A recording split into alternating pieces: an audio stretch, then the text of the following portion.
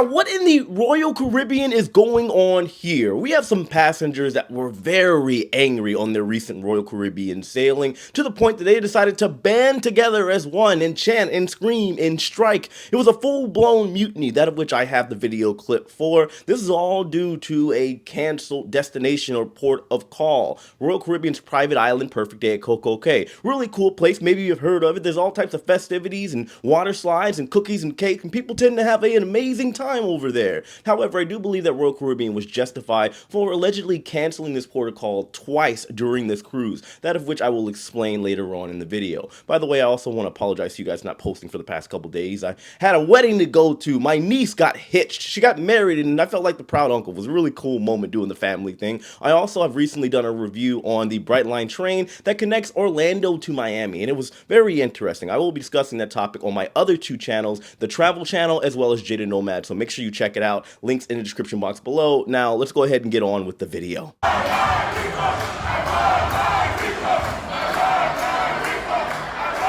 is mutiny going on in the ship right now.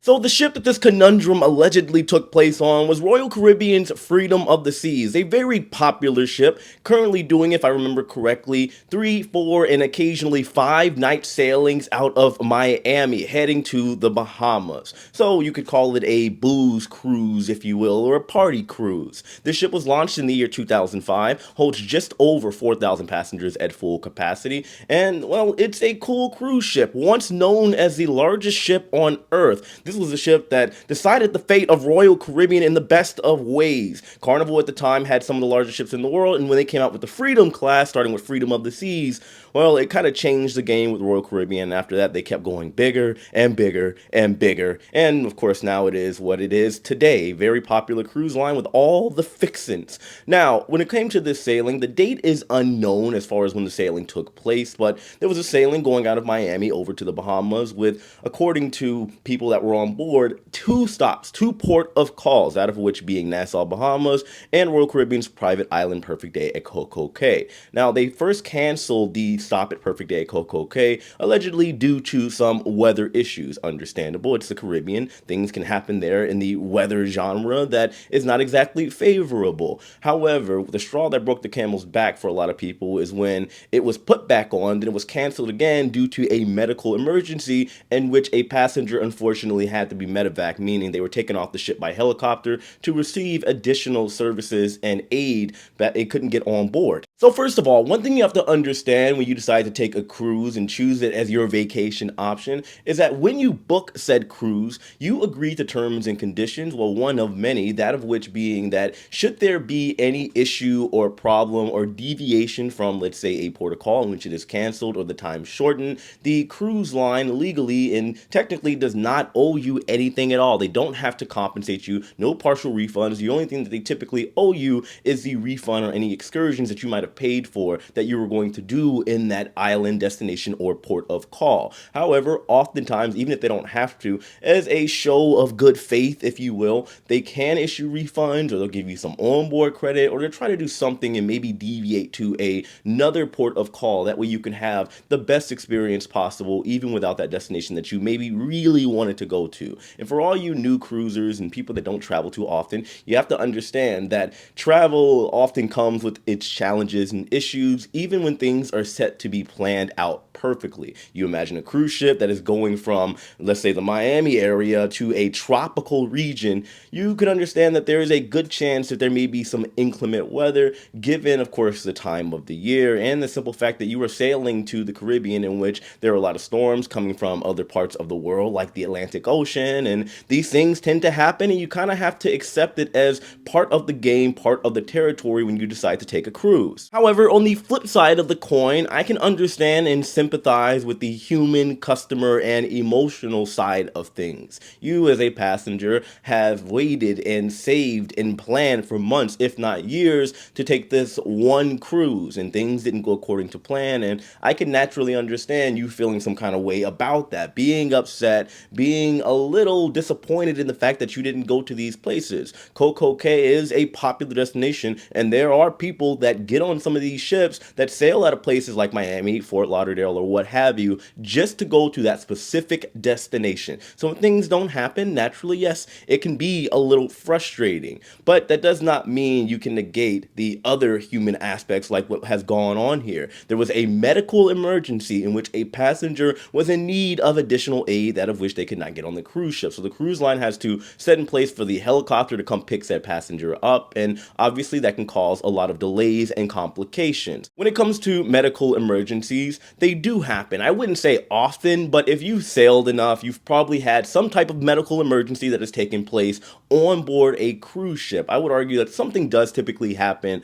on most cruises. It depends on the severity. Some things are minor. Somebody may fall down the stairs or sprain an ankle or something of that nature, but then you get to a point to where somebody may have had a heart attack or some situation in which it is vital for them to get medical aid somewhere else on land, to a hospital that has the facilities to, of course, accommodate said passenger. But as stereotypical as it might sound to say, imagine if you were acting this way. You're chanting you want a refund, you're angry at the cruise line for essentially doing the right thing. Imagine if it was your family member or one of your friends, somebody close to you that was on the cruise ship that was in need of an extreme medical emergency evacuation. I seriously doubt that you would be quick to go over to customer service and yell and chant that you want a refund because your vacation got somewhat uprooted and deviated from the traditional path that you had set forth. Realistically, though, from a somewhat human perspective, we are not perfect, and it can be difficult to sympathize with a situation that has theoretically nothing to do with you.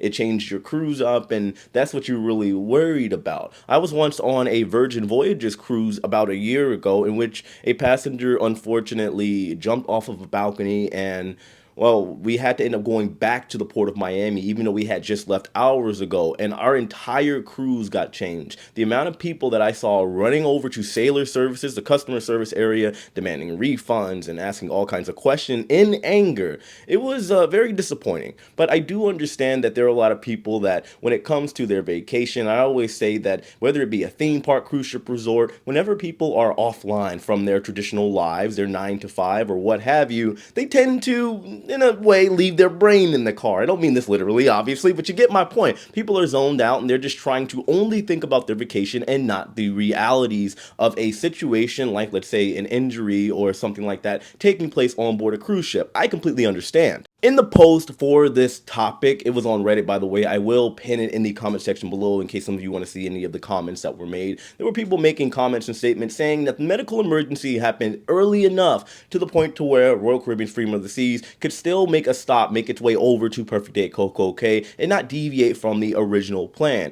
To that I will say, how do you know as a passenger? Are you a captain? Are you a first officer? Are you good at navigation? Again, there was a situation allegedly where there was inclement weather in which there was an original cancellation, but there could have been, because of the medical emergency, the deviation caused another cruise ship to go over to Perfect Day at Coco Cay, in which the island can no longer accommodate Freedom of the Seas. When people say stuff like this, honestly, it's kind of like crazy because a lot of these people, they're not thinking very much. I would say that common sense definitely is not common. You can't sit here and talk about what can be done and what cannot be done when you have no idea how the mechanics of navigation and itineraries and cruise ships for that matter work. To end this little TED Talk here, I will just say this. Hats off to Royal Caribbean for taking care of this matter and making sure that the passenger that was in need of aid got the aid that they needed. To the passengers, once again, I understand and I sympathize with the fact that those who had made plans to go to Perfect Day at Coco Cay for months or even years, it is saddening, but you have to understand that this comes with the territory. So moving forward, should you have an event like this take place or you're going on a cruise,